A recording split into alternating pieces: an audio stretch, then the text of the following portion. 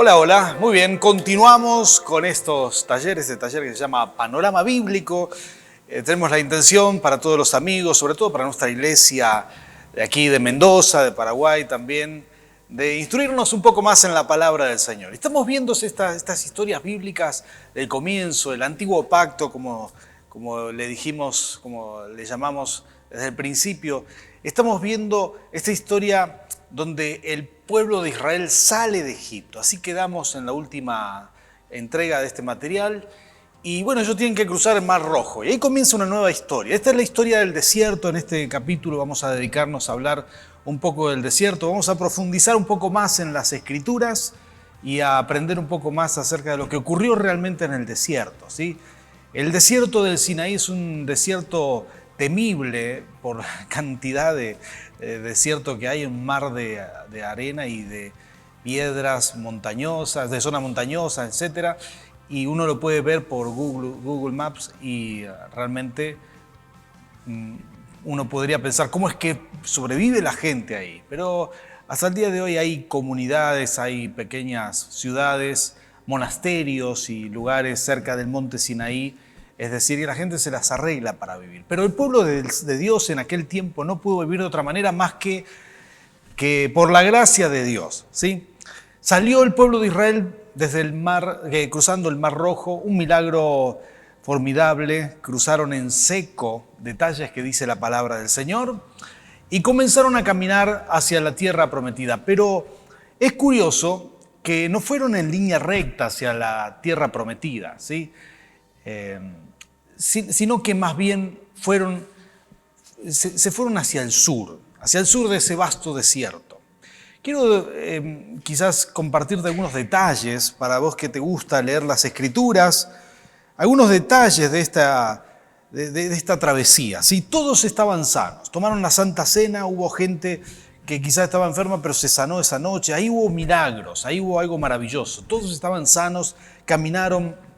Detalle, por ejemplo, dice la Biblia que había más de 600.000 soldados, hombres que empuñaban armas, soldados, es decir, que de ahí sacamos la cuenta de que eran más de 2 millones de personas, podemos pensar que eran 2,5 millones de personas o más, porque depende también de las costumbres de aquel momento, de cuántos hijos tenían por familia, etcétera, y hasta ese entonces habían sido muy fructíferos, es decir, se habían multiplicado muchísimo.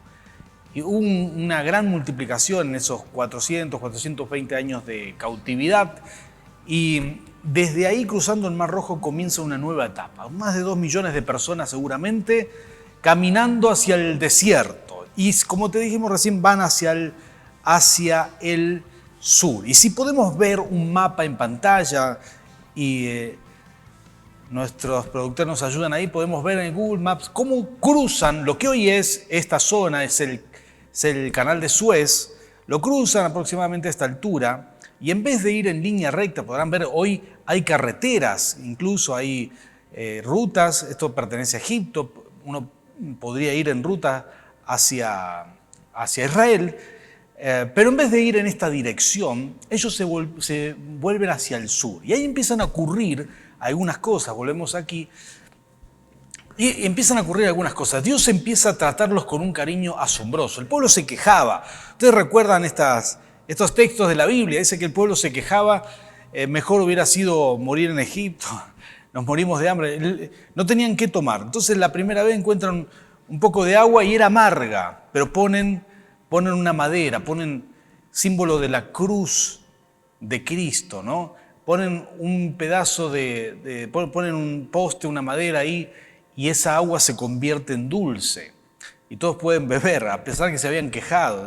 Se quejan de que no tienen pan y Dios les manda maná, se quejan de que no tienen carne y Dios les manda codornice. Y el pueblo estaba muy quejoso y Dios estaba al borde de la paciencia con ellos, así se lo muestran las Escrituras al menos. Llegan al monte Sinaí, llegan cerca del monte Sinaí y Moisés habla con ellos. Moisés tiene una charla directa. En ese viaje hasta el monte Sinaí ocurre todo esto en unos 50 días, 52 días aproximadamente, y es un viaje rápido en el que llega, es asombroso realmente, y ocurren algunas cosas. Entre ellas lo visita Jetro, según según lo que podemos ver en la Biblia. Jetro era el suegro de Moisés, capítulo 18 de Éxodos, podrán encontrar esta historia ahí. Lo visita y le trae su esposa y sus hijos, ¿sí? Como tiene que hacer un suegro. Le dice, mira, las dejaste en mi casa, pero te las voy a alcanzar. Entonces el suegro digamos, de alguna manera tiene un gesto muy bueno con Moisés, trayéndole la familia, pero aparte lo ve a Moisés fatigado, cansado, porque él era el juez de todo el pueblo venía a consultarle a él, entonces le dice, no hagas esto, y le da un sistema de organización. Le dice, vos tenés que organizar grupos de a 10, grupos de a 50, grupos de a 100, y eso de alguna manera le salva la vida a Moisés, porque empiezan a estar organizados, ¿sí? Entonces, Éxodo capítulo 19 cuenta algo la Biblia, y yo quiero leerte estos versículos, porque aquí vamos a entender, acá estamos entrando ya en el propósito. Para tener un panorama de la Biblia hay que entender que la Biblia es la historia de la salvación del hombre, ¿sí? Entonces Dios elige un hombre para formar un pueblo. Ese hombre fue Abraham, lo vimos en las sesiones pasadas. Y forma un pueblo, y esta es la etapa, el periodo de la formación del pueblo. Estamos viendo estas 14 generaciones de Abraham hasta David. Aquí se forma el pueblo. Y en esa formación, claro, ya no era un solo hombre, ahora hay muchos que tienen que tener la fe que primero tuvo Abraham. Y esto no es tan fácil, aquí Dios va a formar el pueblo, pero lo tienen que formar en fe, lo tienen que formar en los conceptos que Dios tenía, pero se habían desarrollado en Egipto, y en Egipto había muchos malos conceptos, había idolatría, había de todo, y el pueblo no estaba puro. Entonces en el desierto Dios empieza a trabajar el corazón de esta generación que sale de Egipto. Y aquí está lo que Moisés les dice, vamos a hacer un pacto con Dios. A Dios le gusta la exclusividad.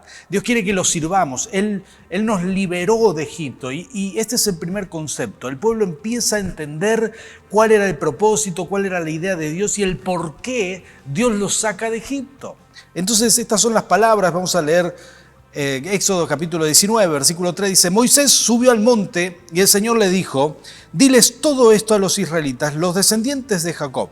Ustedes ya vieron lo que le hice a Egipto y que a ustedes los levanté como sobre las alas de águilas y los traje aquí frente a mí.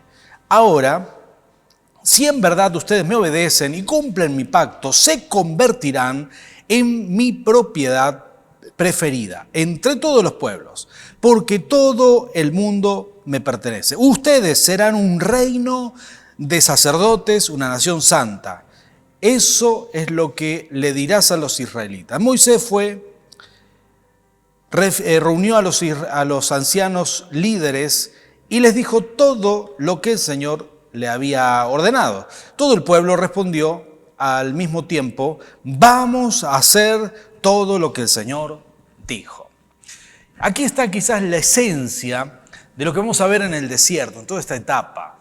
Dios le está mostrando el propósito, está diciendo, para esto los traje al desierto, para esto los liberé. Y es Moisés quien va a interceder delante de Dios, ¿sí? Dios le muestra esto y baja del monte Moisés, está en el monte Sinaí, baja del monte y les dice, esto es lo que Dios quiere. Ustedes serán un pueblo de sacerdotes, ¿sí? Esto es literalmente, dice, ahora si en verdad ustedes me obedecen y cumplen mi pacto, se convertirán en mi propiedad preferida entre todos los pueblos del mundo, porque el mundo entero me pertenece. Ustedes serán un reino de sacerdotes, una nación santa. ¿Qué quiere decir santa? Quiere decir apartada, quiere decir exclusiva para el Señor.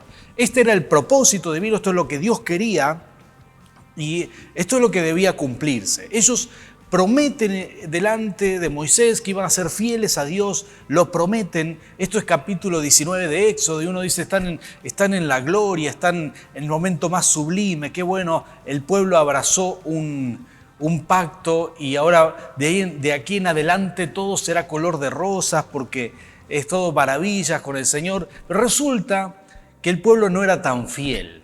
Ellos prometieron delante de Dios ser ese pueblo, esa nación santa de sacerdotes, de ser un reino de sacerdotes y una nación santa. Aceptan este pacto, pero no lo cumplen ni remotamente. Y empiezan a suceder cosas extrañas.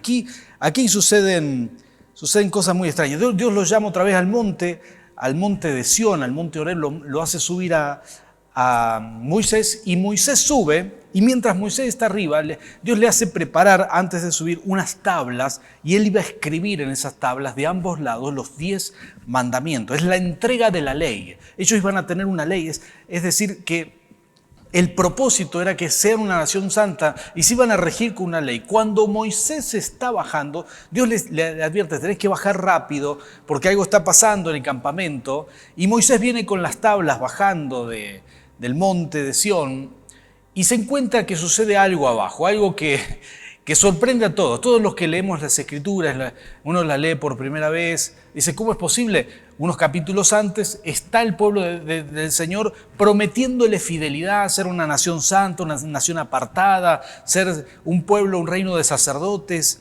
Y unos días después, Moisés no está y todo el pueblo va a Aarón y le dicen: hagamos un becerro de oro, hagamos algo para adorar, ¿sí? Conforme a los dioses de Egipto, ¿sí? Porque no era que el becerro de oro fue una invención de ellos, era uno de los dioses que los egipcios adoraban. Entonces construyen un becerro de oro y empiezan a adorarlo y a decir estas palabras: acá está el Dios que nos sacó de Egipto.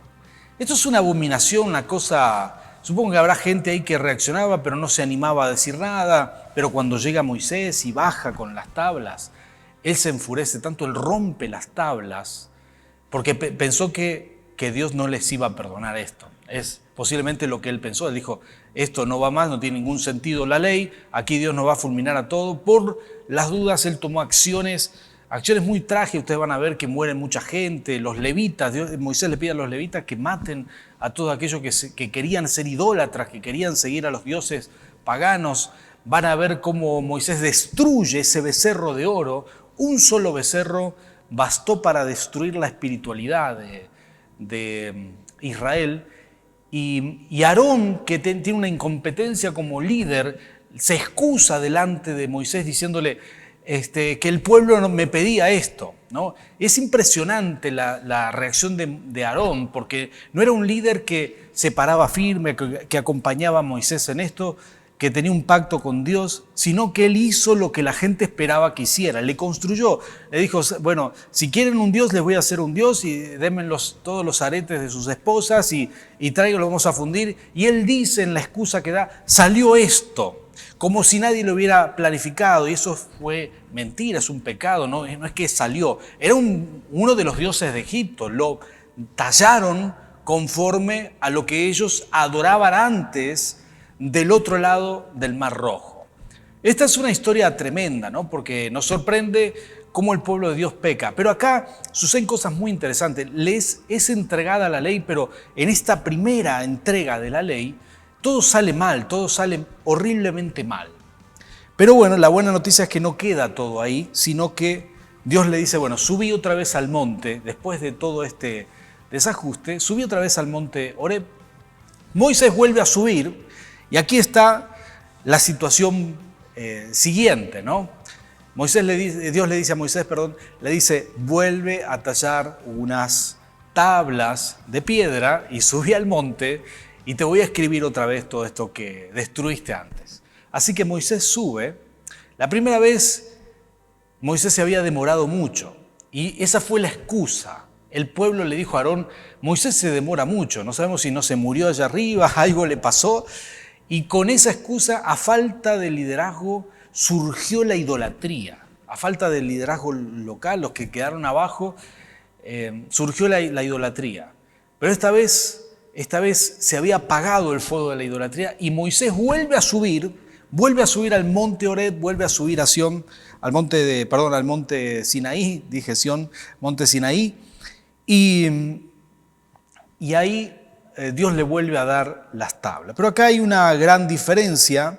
Le vuelve a entregar la ley y hay una suerte de discusión en un momento Dios le dice a Moisés, justo antes que le entregue otra vez la ley, le dice a Moisés: no sé si esto va a funcionar, creo que voy a tener que hacer un pueblo de vos, Moisés. Es decir, lo mismo que había hecho con Abraham. Quizás Dios ya había pensado muchas veces levantar un pueblo santo y no le funcionó. Y así como eligió un hombre para que salga un pueblo, Dios le dice a Moisés, bueno, creo que voy a tener que elegirte a vos para hacer nacer un pueblo y abandonar a esta gente que no me quiere seguir. Dios no se equivocaba, ese pueblo no lo quería seguir. Pero Moisés intercede, ahí aparece la figura de Moisés como entre Dios y el pueblo, ¿no? Intercediendo, darles otra oportunidad que ellos pueden cambiar. Entonces aparece Moisés de alguna manera tratando de apaciguar la ira de Dios. Éxodo capítulo 33, quiero leerte estos versículos. Esto dice las Escrituras. Éxodo capítulo 33, versículo 15 y 16 dice, le dice Moisés a Dios, o vas con todos nosotros, replicó Moisés, o mejor, no nos hagas salir de aquí. Si no vienes con nosotros, ¿cómo vamos a saber, tu pueblo y yo, que contamos con tu favor? ¿En qué seríamos diferentes de los demás pueblos de la tierra? Otras versiones dicen, si tu presencia no va con nosotros, no queremos movernos de aquí. Me encanta esa palabra, porque Moisés era consciente. Moisés es quien va a valorar tanto a Dios, que Dios se enternece con sus palabras, en la charla, en el diálogo que tenía una amistad de Moisés con Dios. Dios hablaba con Moisés y Moisés le dice estas palabras, le dice, Señor, si no vienes con nosotros, claro, Dios había apartado su presencia del pueblo. Él dijo, no, este pueblo quiere idolatría. Unos días antes estaban jurando lealtad y ahora hicieron un becerro de oro. Esto es imposible, así no se puede, dijo Dios. Y la verdad que es así. Todos tenemos que decidirnos. Confiar en Dios es confiar en Dios y nada más. Y Dios siempre quiso exclusividad y la quiere hasta el día de hoy. A veces los cristianos no entendemos esta parte. A veces pensamos que podemos confiar un poco en Dios, un poco en nuestra fuerza, un poco en el psicólogo, un poco en el préstamo del banco. Una cosa es confiar en Dios. Si vamos a confiar en Dios, hay que confiar realmente en Dios. Y sin menospreciar ni a los psicólogos, ni las posibilidades que te puede dar un banco si uno está en problemas financieros, pero digo que a Dios le gusta la gente que dice, yo voy a confiar en ti, voy a esperar en ti. El pueblo no supo esperar. Pero Moisés habla con Dios, intercede y otra vez recibe la ley. Se renueva en la oportunidad porque Moisés intercede por el pueblo y le dice, Señor, no nos mandes solo. Dios dijo, bueno, mandaré unos ángeles, pero podrán ir ustedes, no voy a ir con ustedes.